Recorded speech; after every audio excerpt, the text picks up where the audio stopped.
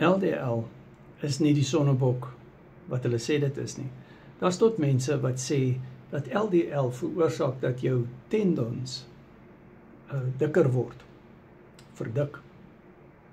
En ja, LDL is wel in daai tendons, maar is nie die LDL wat dit veroorsaak het nie.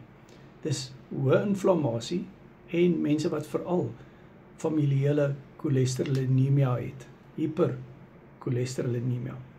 Maar die inflammasie veroorsaak daai verdikkings en die cholesterol is wel teenwoordig in die tendons. Carnivore ketovore coaching. As jy carnivore doen, gaan jou HDL verbeter, jou trigliserides gaan afkom en ja, jou LDL kan hoog wees, maar dit gaan nie daardie klein SD-LDL wees nie, daardie klein digte LDL wees nie. WhatsApp my, doen 'n carnivore ketovore coaching sessie met my. My nommer is in die bio. Jy moet carnivore reg doen.